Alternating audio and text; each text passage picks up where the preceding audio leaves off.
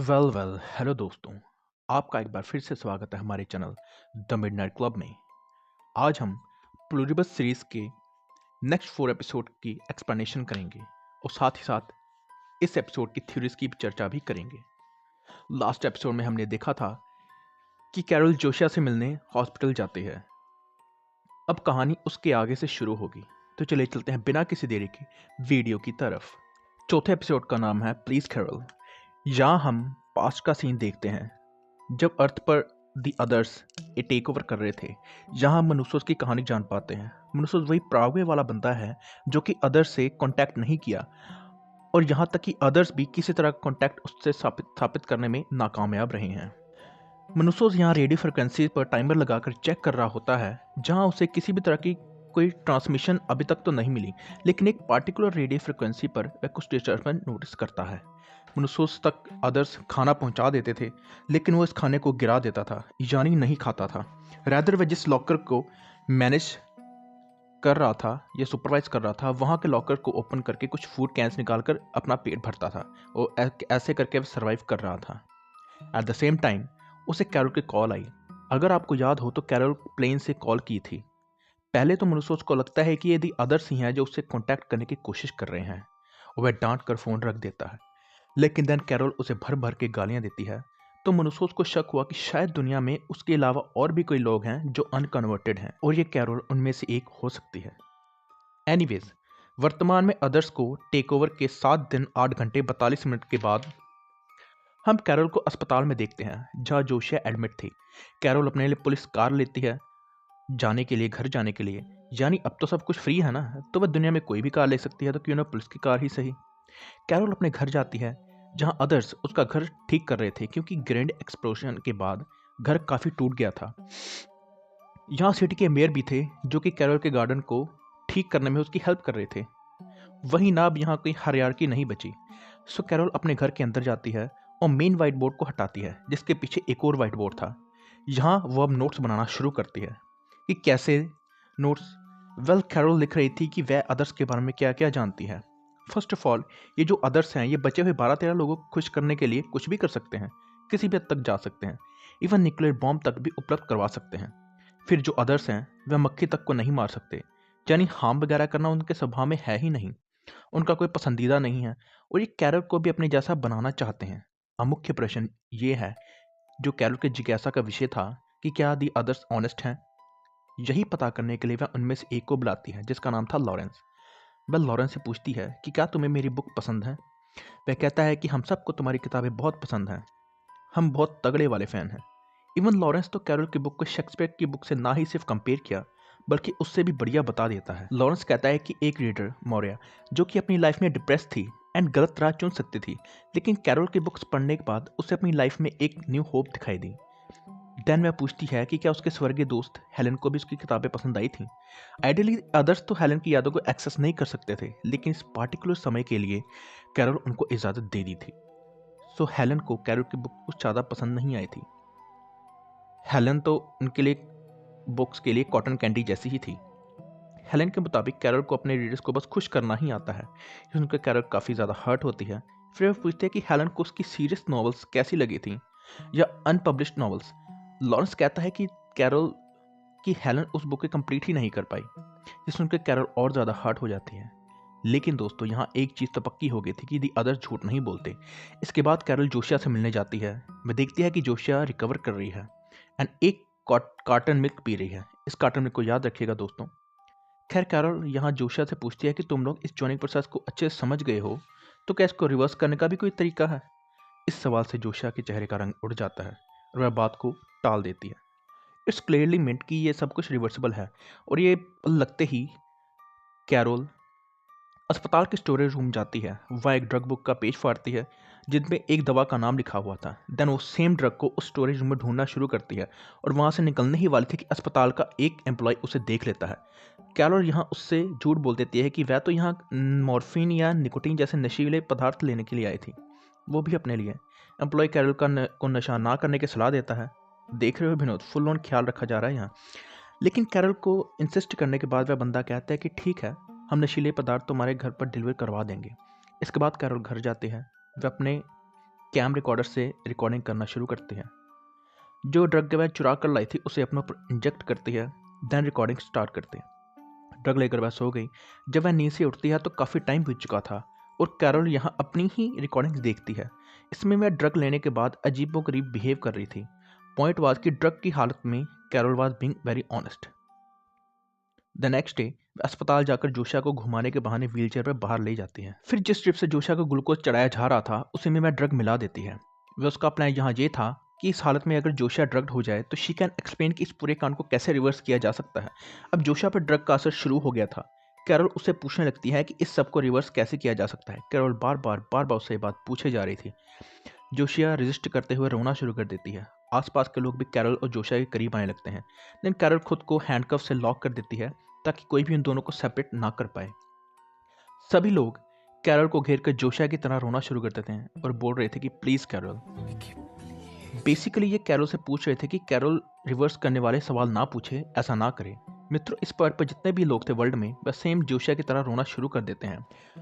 वहीं जोशिया को heart attack आने वाला था और वह खत्म होने वाली थी। ये देखकर ही कैरोल फाइनली जोशिया से क्वेश्चनिंग बंद करती है एंड बाकी अदर जोशिया को बचाने लग जाते हैं। ये लोग कैरोल और जोशिया के हैंडकफ्स लिंक को भी काट देते हैं।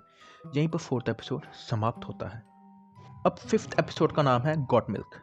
ये एपिसोड शुरू होते ही कैरोल को लक्ष्मी का फोन आता है। वह कैरोल पर चिल्लाती है कि तुमने मेरे बेटे को फिर से रुलाया क्यों। और फिर कैरोल नोटिस करती है कि अदर्स उससे ढंग से बात नहीं कर रहे थे। इनफैक्ट देखते ही देखते अदर्स कैरोल वाली पूरी शहर को खाली भी कर देते हैं। जी हाँ दोस्तों, ये लोग कैरोल को अबेंडन कर चुके थे। जब कैरोल 0 पर कॉल करती है तो उसमें से एक रिकॉर्डिंग वॉइस सुनाई देती है जो कह रही थी कि ये एक रिकॉर्डेड वॉइस है। अदर्स को कैरोल से थोड़ा डिस्टेंस रखने को कहा गया है आफ्टर द जोशा इंसिडेंट। लेकिन वह अब भी कैरोल से उतना ही प्यार करते हैं।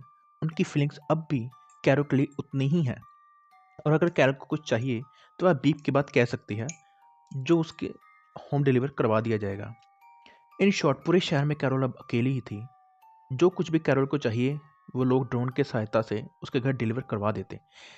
इस मोमेंट पर कैरोल अपने कैमकॉर्डर पर एक और वीडियो रिकॉर्ड करती है जिसमें वह कहती है कि कैसे एक सब कांड शुरू हुआ था और इसे रिवर्स या रिवर्ट किया जा सकता है, क्योंकि पूरी दुनिया के लोग रोते हुए प्लीज कैरोल कहने लगे थे। इस वीडियो के माध्यम से वह बाकी 12 सर्वाइवर्स को उसे ज्वाइन करने को कह रही थी टू फाइंड रिवर्सल सोल्यूशन। इस वीडियो के बनने के बाद वह अदर्स से कहती है कि इस वीडियो की कॉपीज बनाकर बाकी के 12 सर्वाइवर्स को पहुंचा दिया जाए और उनमें से जो लोग इंग्लिश नहीं जानते उनके लिए word to word translate subtitles होने चाहिए। मेमोरी कार्ड में फीड करके वह मेमोरी कार्ड को एक छोटे से बैग में डालकर अपने घर के बाहर गार्डन में छोड़ दी। ड्रोन आता है और पैकेट को लेकर चला जाता है। इसके बाद कैरोल घर में अकेले टाइम स्पेंड करने लग पड़ती है क्योंकि पूरा शहर तो खाली था। तो कैरोल घर के बाहर वुल्फ्स आने लग पड़ते हैं जो कि इसके डस्टबिन से खाना ढूंढ रहे थे। देन कैरोल 0 पर कॉल करके रिक्वेस्ट करती है कि उसे शहर के लाइट्स ऑन चाहिए ताकि वुल्फ यहाँ ना आ पाए। अगले दिन कैरोल ड्रोन से अपना कचरा उठवाती है लेकिन कचरा भारी होने के कारण पोल से जाकर अटक जाता है। देन कैरोल खुद ही कचरा डंप करने चली जाती है। वह सिटी के बहुत बड़े डस्टबिन में कचरा डंप करती है। वह यहाँ नोटिस करती है कि कैसे हर एक डस्टबिन में ढेर सारे मिल्क पैकेट्स डंप किए गए थे। कैरोल को सडनली याद आता है कि ये अदर्स और जोशिया सदैव यही मिल्क कंज्यूम करते थे। ये डीप सिटी डेयरी कंपनी का था। देन कैरोल उस कंपनी की फैक्ट्री में भी जाती है जो कि फॉर ऑब्वियस रीजन पूरी तरह से अबेंडेंड थी। लेकिन यहाँ पैकेट्स एंड आइटम्स अब भी थे। यहाँ तो भैया मिल्क की पूरी असेंबली लाइन थी लेकिन उनमें मिल्क नहीं दोस्तों, रैदर एक किसी तरह का चिपचिपा लिक्विड भरा जा रहा था। कैरोल फैक्ट्री के स्टोर में जाती है और कुछ अजीब तरह के मटेरियल्स पैकेट में भरे जा रहे थे। यहाँ ये क्लियर था कि ये रॉ मटेरियल से ही वह चिपचिपा गाढ़ा लिक्विड तैयार किया जाता है जो कि पैकेट्स में भरा जा रहा था जिसे दी अदर्स कंज्यूम करते हैं। कैरोल तुरंत एक रॉ मटेरियल वाले बैग को घर लेकर आती है और उसकी टेस्टिंग वगैरह करना शुरू कर देती है। कैरोल कैमरा में फिर रिकॉर्डिंग करके फिर से वीडियो बनाती है जिसमें वह कहते हैं कि कैसे दी अदर्स यही लिक्विड कंज्यूम करते हैं। इस लिक्विड का pH 7.1 था। यह लिक्विड ना तो एसिडिक था और ना ही अल्कालाइन। तो ये लिक्विड क्या था? बहरहाल उस रात वुल्फ कैरोल के घर फिर से आ धमकते हैं। इस बार वे उस जगह पर डिग करना शुरू कर देते हैं जहां हेलन दफन थी। यानी दोस्तों वुल्फ को हेलन की लाश की महक लग गई थी। So that's why they were digging the ground. ऐसे में कैरोल पुलिस की कार से गन निकालने की कोशिश करती है लेकिन गन लॉक थी। ऐसे में वो कार स्टार्ट करती है, कार को बैकयार्ड बाउंड्री तोड़कर अंदर ले जाती है, देन वो उसको डरा कर भगा देती है। कैरोल उस रात पुलिस वैन में ही बिताती है। नेक्स्ट मॉर्निंग कार में कैरल को अपनी हथकड़ियों की चाबी मिल जाती है, जिससे वह फाइनली हथकड़ियाँ खुद से खोलती है। देन वह गन को भी अनलॉक कर पाती है। इसके बाद कैरल सिटी से बहुत सारे टाइल्स लेकर आती है, जिन्हें वह हेलन की ग्रेव पर इंस्टॉल करना शुरू कर। अब यहाँ पूछेंगे वाई, तो हम बता दें कि ताकि आगे से वुल्फ उस जगह को ना खोद पाएँ। जहाँ कैरल हेलन के लिए हेलन के नाम का बोर्ड भी फिट करती है, एक सम्मानजनक श्रद्धांजलि के रूप में। रात को कैरल अपने घर जाती है, जहाँ से रॉ मटेरियल वाले बैग से रॉ मटेरियल लीक हो रहा था। कारपेट गंदा हो गया था। जहाँ कैरल नोटिस करती है कि एक बैग पर एक बारकोड था। इस बारकोड को स्कैन करने के लिए कैरल बैग लेकर स्टोर रूम द स्प्राउट्स जाती है, लेकिन स्टोर के स्कैनर इस बारकोड को स्कैन कर ही नहीं पा रहे थे। देन कैरल इसी स्टोर में एक पेट फूड वाला बैग ढूंढती है, जो कि एकदम सिमिलर बैग था, जस्ट पेट फूड वाले बैग पर लेबल्स थे। इस बैग पर लिखा था इट वॉज मैन्युफैक्चर्ड बाय एग्रीजेट। ये पढ़ने के बाद कैरल तुरंत एग्रीजेट कंपनी की फैक्ट्री गई, जो कि ऑब्वियस रीजन अबेंडेंड थी, और जहाँ कैरल को कोल्ड स्टोर में कुछ तो खतरनाक दिखता है दोस्तों, जिसे देखकर वह एकदम भौचक्की रह जाती। यहीं 5th एपिसोड खत्म होता है। अब 6th एपिसोड का नाम है HDP। हम यहाँ कैरल को देखते हैं, जो कि फैक्ट्री के बाहर आकर उल्टी करना चालू करते हैं। देन वो कैमकॉर्डर से रिकॉर्ड करना फिर से शुरू करते हैं। यहाँ वो बताते हैं कि वहाँ उसे इंसानी शरीर के कटे पार्ट्स मिले थे, और उन्हीं से ये लिक्विड बनाया जा रहा था, या फिर हम कहें एक्सट्रैक्ट किया जा रहा था। उस लिक्विड को दी अदर्स पीते रहते हैं। कैरल यहाँ अब इस रेवलेशन की वीडियो रिकॉर्डिंग करके 12 ह्यूमंस को भेजना चाहती थी, but she was not sure कि अदर्स उसकी इस रिकॉर्डिंग को उन लोगों तक पहुँचाएंगे भी या नहीं। लेकिन कैरल खुद कार लेकर लॉस वेगस के लिए निकल जाती है, जहाँ कुंबा डियाबाटे था। अगर हम डियाबाटे की बात करें तो वह तो वेगस में रंगरलियाँ मना रहा था, फुल एंजॉय कर रहा था। वेस्ट गेट जैसे बड़े शानदार आलीशान होटल में वह रोल प्ले करता, गैम्बलिंग करता, फिर खुद ही जीता और खुद ही उस जीत का जश्न मनाता। साथ ही साथ वह कई सुपर मॉडल के साथ इंटीमेट भी हो रहा था। देन अदर्स बताते हैं कि उससे मिलने कैरल आ रही है। अब कैरल यहाँ आ ही रही थी, तो सभी अदर्स उस जगह को छोड़कर चले जाते हैं। कैरल के पहुंचते ही वहां पर साइन बोर्ड वेलकम कैरल के रूप में बदल गया था। कुंबा डियाबाटे से मिलती है, उसे बताती है कि कैसे अदर्स दूसरे इंसान का सूप बनाकर पीते हैं। लेकिन दोस्तों, यहाँ डियाबाटे कहता है कि आई नो दैट। अदर्स ने उसे खुद ही ये बात बताई थी। तभी सामने वाले टीवी पर हम जॉन सीना को देखते हैं, जो कि अदर्स में कन्वर्ट हो चुका है। यहाँ जॉन सीना इस पूरे प्रोसेस को समझाता है। बेसिकली अदर्स ह्यूमन बींग्स को हार्म तो बिल्कुल नहीं करते थे, साथ ही वह पेड़ पौधों को भी हार्म नहीं करते थे, यानी वे फल नहीं तोड़ते, जबकि खुद से गिरे फल को ही इकट्ठा करते थे। ये लोग राइस एंड बार्ले यानी चावल और कनक भी हार्वेस्ट नहीं करते। As according to them they are also living being, तो ये उनको हार्म नहीं कर सकते। ये बस उन्हीं एनिमल्स को मिल्किंग करते थे जिनकी मिल्किंग ज़रूरी है। और RNA विस्फोट से पहले अर्थ पर जो भी फूड था, ये लोग उसे बचाकर ही रखे हैं कोल्ड स्टोरेज में, मतलब वही सब ये खाते हैं ना। ऑब्वियसली सब फूड सोर्स तो लिमिटेड रह गए थे, जिसके कारण प्लांट की फूड सप्लाई डिस्टर्ब हो गई थी। तो द अदर्स को 7.3 बिलियन लोगों के लिए कुछ ना कुछ तो प्रतिदिन चाहिए था, इसलिए ये लोग डेली एनर्जी पाने के लिए दूसरे एनर्जी सोर्सेज को एक्सप्लोर करना शुरू कर देते हैं। ये लोग खास लिक्विड बनाने लगे, जिससे हाफ में 300 कैलोरीज हैं एंड ऑल एसेंशियल न्यूट्रिएंट्स। यानी अगर एक इंसान को दिन में 2400 कैलोरी चाहिए, तो उसे ये लिक्विड 8 बार पीना पड़ेगा। यूजुअली इसमें तो फल सब्जियां ही डाले जाते हैं, जो कि रोटन हो चुके हैं, और तो और 12% HDP होता है। HDP माने ह्यूमन डिराइव्ड प्रोटीन, मतलब इंसानों का सूप। वर्ल्ड में डेली 1 लाख लोग खत्म हो रहे हैं, और ऐसे ही ये लोग HDP बनाते हैं, फिर जो लोग लिक्विड से मिलाकर कंज्यूम करते हैं। डियाबाटे कहता है कि अदर्स ऑलरेडी उसे ये सब बता चुके हैं and he don't have any problem with that. Even ये कैरल के वीडियोस बाकी 12 अनकन्वर्टेड ह्यूमंस तक पहुंचा भी दिए थे, विदाउट एडिटिंग और ऑल्टरिंग इट। यहाँ वो जान पाते हैं कि अदर्स जो अनकन्वर्टेड ह्यूमंस हैं, वो अक्सर जूम पर मिलते हैं, और कैरल को काइंड ऑफ बाइकआउट किया गया है बाय अदर्स। यह डियाबाटे बताता है कि उसके बाइकआउट को लोगों ने वोटिंग करके डिसाइड किया है। ऑफकोर्स मनुष्य एक ऑप्शन है, क्योंकि अब तक वह इन सब से कॉन्टैक्ट नहीं किया। डियाबाटे बताता है कि HDP कंज्यूम करने के बाद भी 7.3 बिलियन लोग अगले 10 साल में ख़त्म हो जाएंगे, क्योंकि अदर्स कुछ उगाएंगे नहीं, तो ऐसे ना ही कुछ हार्वेस्ट करेंगे, तो ना एनिमल्स को ख़त्म करके खाएंगे, ना फल तोड़ेंगे, और अंततः ये लोग ऑलमोस्ट एक्सटिंक्ट हो ही जाएंगे। बस कुछ लोग ही बच पाएंगे। खैर, उस रात कैरल उसी होटल में रुकती है, और अगले दिन डियाबाटे उसके लिए ब्रेकफास्ट बनाता है। यहाँ डियाबाटे बताता है कि अदर्स को मालूम पड़ गया है कि कैसे उन बचे लोगों को अदर्स बनाया जा सकता है। उसके लिए अदर्स को उनसे उनके स्टेम सेल चाहिए होंगे जो कि उनकी हिप बोन से निकाला जा सकता है इंजेक्शन लगाकर। फिर उसकी मदद से वह खुद कोई ऐसा लिक्विड या कोई ऐसी गैस तैयार करेंगे जिसकी मदद से उन 13 लोगों को अदर्स बनाया जा सके। Just that stem cells basic निकालने के लिए अदर्स को उनकी परमिशन ज़रूरी है। ये परमिशन डियाबाटे अब तक नहीं दिया था, जिसे ये लोग डियाबाटे को अब तक कन्वर्ट नहीं कर पाए। यही कैरल तुरंत कॉल करके अदर्स को कह देती है कि वह अपना कंसेंट कन्वर्जन के लिए कभी नहीं देगी, यानी कैरल को कभी भी ये लोग अपने जैसा नहीं बना पाएंगे। ये जानकर कैरल थोड़ा रिलैक्स होती है और वापस अपने घर के लिए निकल जाते हैं। यहाँ वह देखती है कि डियाबाटे एकदम लग्जरियस लाइफ जी रहा था। लिटरली उसने हर दिन के लिए अलग अलग सुपर कार रखी हुई हैं। खैर जो भी हो, कैरल तो अपनी पुलिस कार लेकर ही निकलती है। अब यहाँ 12 दिन 12 घंटे 42 मिनट पर टाइमर आ गया, जहां हम मनुष्यों को की कहानी दिखाई देती है। जहां मनुष्य अपने घर में रेडियो फ्रिक्वेंसीज मॉनिटर कर रहा था और एक फ्रिक्वेंसी जिसमें कुछ हलचल थी वो थी 8.613.0। मनुष्य अब तक अपने आप को अदर से आइसोलेट कर चुका था। अदर्स उसके लिए खाना छोड़ते थे, लेकिन मनुष्य उस खाने को बिल्कुल नहीं खाता था। बट एक दिन ये लोग खाने के साथ साथ एक पार्सल भी उसके लिए छोड़कर जाते हैं। मित्रों, ये पार्सल कुछ और नहीं बल्कि कैरोल की भेजी हुई वीडियो टेप थी, जिसे वीसीआर कैसेट के रूप में बनाया गया था।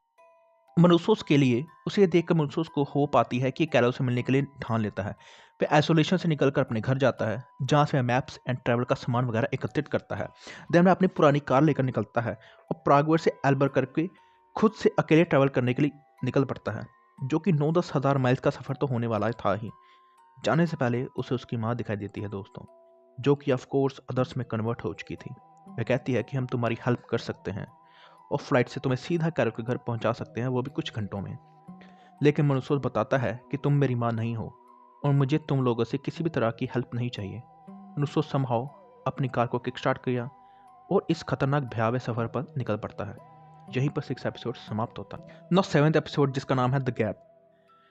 एपिसोड के शुरू में हम कैरल को पुलिस कार में वापस अपने घर आते हुए देखते हैं। यहाँ एक स्टोर पे वह पहुँचती है, जहाँ पर वह 0 पर कॉल कर फ्यूल पंप को ऑन करवाई, कार को फिलअप करी एंड देन स्टोर से काफ़ी सारे पटाखे लेकर आती है और ड्रोन से गैटोरेड ड्रिंक भी अपने लिए मंगवाती है। कैरोल फिर अपने घर पहुंचकर पटाखे जलाती है, बियर पीती है। वह पूरे शहर को एकदम अकेले थी, चिल लाइफ जीने लगती है। वह गोल्फ खेलती, स्विमिंग करती, then every day car exchange करती। इनफैक्ट वह एक म्यूजियम से महंगी पेंटिंग उठाकर अपने घर भी ले आती है। वह अदर्स को कॉल करके एक रेस्टोरेंट बार में भी खुलवाती है, जहां वह हेलन के साथ पहली बार खाना खाने गई थी। अदर्स कैरल के करीब तो बिल्कुल नहीं आते थे, लेकिन उसकी सब रिक्वेस्ट वह पूरी ज़रूर करते थे। जो भी हो, उसके खाने के लिए चाहिए वह बनकर आ जाता था। यही हम मनुष्यों की बात करें तो वह अपनी लॉन्ग जर्नी पर था। जब उसकी कार का फ्यूल ख़त्म होता है, वह वॉक करके अबेंडेंट कार को खोजता, उसमें से तेल निकालता, देन वह अपनी कार को फिलअप करता। यहाँ तक कि जब भी वह किसी कार से पेट्रोल लेकर निकालता तो वह उसके विंडशील्ड पर कुछ पैसे जरूर छोड़ देता था। यहाँ हम उसकी पर्सनैलिटी में कंप्लीट ऑनेस्टी दिखाई देती है, जो कि मेरे विचार से कैरोल की पर्सनैलिटी के कॉन्ट्राडिक्ट करते हैं। यहाँ वह स्वावलंबी भी है और अदर्स के बार बार हेल्प ऑफर करने के बावजूद अपनी यात्रा खुद ही पूरी करेगा। वह अपने आप इंग्लिश भी सीख रहा था। इस एपिसोड में हम मनुष्य को ट्रैवल करते ही देखते हैं। ये एक पॉइंट पर मनुष्य ऐसी जगह पहुंचता है जहां पर उसे एक भयानक जंगल को पार करना था। यहाँ अदर्स उसे रोकते हैं, कहते हैं कि यह जंगल बहुत ही खतरनाक है। मनुष्य को सर्वाइवल चांस ना के बराबर हैं। जंगल में चुंगा पाम के पेड़ हैं जिनमें नुकीले थॉर्न्स लगे होते हैं, जो कि इतने जहरीले हैं और ये थॉर्न्स बहुत ही बड़ी होते हैं, यानी कि 1 हाथ लंबे। यहाँ सर्प, बिच्छू, अनेक बहुत सारे भयानक जानवर भी हैं। ना तो अच्छा खाने को मिलेगा, ना ही साफ पानी। सो मनुष्य कांट सर्वाइव। अदर्स उसे टेलीपोर्ट कर देंगे और उसकी पसंदीदा कार तक भी ड्राइव कर देंगे, लेकिन मनुष्य उनके सामने ही अपनी पसंदीदा कार को जला देता है। ट्रैकिंग के लिए निकल पड़ता है। मनुष्य जंगल काट काट कर आगे बढ़ता है। धीरे धीरे उसकी जर्नी और मुश्किल होती जा रही थी। वह इंग्लिश में बस एक ही बात को दोहराया जा रहा था, माई नेम इज मनुष्य Obiado and I am wish to save the world, I am not one among them. ये यात्रा कई दिनों तक चलती है दोस्तों। वह कई बार गिरने से बचता है, लेकिन एक दिन जंगल में मनुष्य उसका पैर फिसला और उसके बैक में वही चुंगा पाम पेड़ वाले जो थॉर्न्स थे ना काटे, वही चुभ जाते हैं। जहर फैलने लगा था और उस साथ मनुष्य आग लगाकर अपने बड़े से चाकू को गर्म करता है और अपनी जख्म वाली जगह पर लगाता है ताकि इन्फेक्शंस को रोका जा सके। इन शॉर्ट मुनसूस की हालत काफ़ी गंभीर थी। ऐसे में हम उसका सर्वाइव करना मुश्किल ही लग रहा था। फिर भी वह अपनी यात्रा जारी रखता है और एक दिन मनुसोस बेहोश होकर गिर पड़ता है। ऐसे में उसी क्षण हेलीकॉप्टर से रेंजर्स आए और उसे अपने साथ सर्वाइव करके ले जाते हैं। वहीं दूसरी ओर कैरोल लाइफ एंजॉय कर रही थी, बट वह अब एकदम अकेली हो चुकी थी। इतनी अकेली कि वह एक रात पटाखों के सामने बैठ जाती है और वहां से हटती तक नहीं। मीन्स इससे वह खत्म हो सकती है, लेकिन अब उसके अंदर से डर बिल्कुल खत्म हो चुका है। इनफैक्ट एक पटाखा तो उसके बगल से निकल जाता है। ऐसे में वह नेक्स्ट डे स्टोर से कुछ पेंट लाती है और अपने घर के सामने वाले रोड पे से कुछ तो ड्रॉ करती है। वह लिखती है कम बैक। ऐसा लिखते ही जोशिया वहां पर आ जाती है और कैरल उसे रोते हुए हक करती है। अब हम यहाँ 8th एपिसोड की कहानी देखते हैं जिसका नाम है चार्म ऑफेंसिव। इस एपिसोड का नाम है चार्म ऑफेंसिव और इस एपिसोड के शुरुआत में हम मनुसोस को देखते हैं जिसे कि पैनामोनियम हॉस्पिटल ले जाया जा रहा है। वह एकदम मनुसोस को होश आता है। मनुसोस डॉक्टर को चाकू दिखाकर निकलता है। इवन दो डॉक्टर उसे सलाह देता है कि वह ऐसा ना करे, वह रेस्ट करे, लेकिन मनुसोस ऐसा नहीं करता। वह रिसेप्शन पर बिल मांगता है, उनको पे करने के लिए भी कहता है। फॉर नाउ वह यहाँ से एम्बुलेंस लेके निकल पड़ता है क्योंकि इस वक्त उसके पास बिल्कुल भी पैसे नहीं थे पे करने के लिए। वहीं जोशिया से कैरल पूछती है कि अदर्स कहाँ सोते हैं। जोशिया कैरल को एक बड़े से प्लेस में लेकर जाती है जहाँ एक सिटी के सारे अदर्स एक साथ होते हैं, क्योंकि वहाँ अब नाउ अर्थ पे प्राइवेट प्रॉपर्टी जैसा तो कुछ रहा नहीं। दैट्स वाई बिजली बचाने के लिए एक बहुत बड़े स्पेस में सोते हैं। एक ही जगह लाइट डालना हो, एक ही जगह एसी चलेगा तो काफ़ी इलेक्ट्रिसिटी सेव हो जाएगी। अब कैरल अपने नोट्स में ऐड करती है कि ये लोग इंसानों को खाते हैं, उनका जूस बनाकर पीते हैं। कैरल और जोशिया के साथ काफ़ी टाइम स्पेंड करने लग पड़ती है। वह वहाँ फूड डिस्ट्रीब्यूशन के लिए ले जाती हुई ट्रेन को भी देखती है। यहाँ जोशिया बताती है कि कम्युनिकेशन के लिए बॉडी की इलेक्ट्रिक मैग्नेटिक रिदम्स को फॉलो करते हैं, जो कि हमारी बॉडी का नेचुरल बॉडी चार्ज है। नाइट में दोनों स्टार्स को देखते हैं। यहाँ जोशिया फाइनली रिवील करती है कि ये लोग कहाँ से आए हैं। वो बताती है कि ये लोग केपलर 22 प्लैनेट से आए हैं, which is 640 light years away. Josiah बताते हैं कि अदर्स एक बहुत बड़ा सा एंटीना बना रहे हैं जिससे वह स्पेस में रेडियो सिग्नल्स ट्रांसपोर्ट कर सकते हैं, जो कि अर्थ वाले को फर्स्ट एपिसोड में मिला था, ताकि वे अदर्स प्लैनेट पर भी टेक ओवर कर पाएँ, उनको भी कन्वर्ट कर पाएँ। एनीवेज कैरल घर आकर ये बात अपने बोर्ड पर लिख लेती हैं। इसका क्या मतलब है कि क्या वो एग्जैक्टली शेयर कर रहे हैं, कैसे कर रहे हैं, हम इन थ्योरीज में चर्चा करेंगे। एनीवेज कैरल घर आकर ये बात भी अपने बोर्ड पर लिख लेती है। फॉर नाउ कैरल जोशिया के साथ टाइम बिताती है। वे ये तक बताते हैं कि कैरल न्यू वैकारो बुक लिख रही है। ये सुनकर जोशिया काफ़ी खुश होती है। इसके बाद जोशिया कैरल के रेस्टोरेंट में ले जाती है। वहाँ वह कैरल की फेवरेट जगह थी जहाँ उसे फर्स्ट टाइम बुक लिखी थी। तब कैरल के पास लैपटॉप के पैसे भी नहीं थे। यहाँ एक वेट्रेस थी जो कि कैरल के साथ काइंड थी। वह वेट्रेस फिर से कैरल के सामने स्माइल करके आती है। कैरल को ये देखकर काफ़ी अजीब लग रहा था। कैरल को लगता है कि अदर्स उसे डिस्ट्रैक्ट करने की कोशिश कर रहे हैं ताकि कैरल गिव अप कर दे। जोशिया को इस बारे में कन्फर्म भी करती है। जोशिया क्लियरली कह देते हैं कि अदर्स चाहते हैं कि कैरल गिव अप कर दे, उनमें से एक बन जाए। इससे पहले कैरल अपने टेंट्रम दिखाती जोशिया उसे किस कर लेती है, जिससे कैरल गिव अप कर दी। उस रात कैरल और जोशिया इंटीमेट भी होते हैं। अगली सुबह कैरल वाकई अपनी नई वैकारो सीरीज के चैप्टर लिखती है, जिसमें इस बार फाइनली रब्बान को एक फीमेल कैरेक्टर में लिखना शुरू करते हैं। कैरल जोशिया को खुद को वीक कहने से रोकती है और जोशिया स्वयं को आई बोले। जोशिया कहीं कहती है काफ़ी डिफिकल्ट है, but she will try. In fact Carol Josiah के फेवरेट फूड के बारे में बताती है। Real Josiah like mango flavour ice cream. दोस्तों यहाँ हमें इस पॉइंट पर लगता है कि फाइनली कैरल गिव अप कर दी थी और वह जोशिया के साथ अपनी ज़िंदगी बना चुकी है। तभी जोशिया कैरल से कहती है कि कोई उसे विजिट करने के लिए आ रहा है। He was none other than Manusos. वह हॉस्पिटल से वापस आ चुका था। वह स्वयं अपनी मरहम पट्टी भी कर रहा था। फाइनल एपिसोड का नाम है ला चाइल्डो एल मुंडो। इस एपिसोड की शुरुआत में हम कुसीमायो को देखते हैं जो अपनी ट्राइब के साथ रह रही होती है। यहाँ कुसीमायो फाइनली एग्री कर जाती है कि वह भी अदर्स में कन्वर्ट होगी। ऐसे में अदर्स पूरा रिचुअल जैसी सेरेमनी रखे, एक फोंग सॉन्ग भी गाया गया उसके बाद एक कंटेनर लाया जाता था जिसमें एक गैस थी। कुछ समय कंटेनर सूंघती है, लड़खड़ाकर वैसे ही गिर पड़ती है जैसे कि हेलन गिरी थी, एंड फाइनली वह अदर्स में से एक बन जाती है।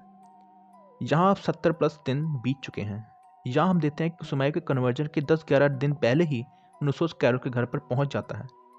वह अपनी इंग्लिश की लाइन बोलता है, my name is Manusos Obiado, I am not one among them, I am want to save the world. Carol and Manusos both की पर्सनैलिटी स्ट्रांग थी, तो दोनों में जम के बहस होती है। कैरोल उसे घर बुला रही थी कि वे बात करने के लिए, लेकिन मनुसोस के हिसाब से अदर्स ने घर में लिसनिंग डिवाइसेस इंस्टॉल किए होंगे, तो दोनों एक ऐप के थ्रू ही बात कर रहे थे। कैरोल का phone kind of aeroplane mode में था, लेकिन मनुसोस बताता है कि ऐसे भी ट्रैकिंग हो सकती है, तो वह कैरोल के फोन को नाले में फेंक देता है। कैरोल उस पर जमकर भड़कती है, उसे घर के अंदर ले जाती है। मनुसोस सोचता है कि इतनी दूर उसने अपनी जान जोखिम में डालकर इस बददिमाग औरत के लिए, जो उससे ढंग से बात भी नहीं कर रही। मनुसोस कैरोल का फोन निकालता है। दोनों अम्ब्रेला लेकर ओपन फील्ड में बात करेंगे, ये मनुसोस डिसाइड करता है। अम्ब्रेला क्यों? ताकि ड्रोन से इन दोनों की ट्रैकिंग ना की जा सके।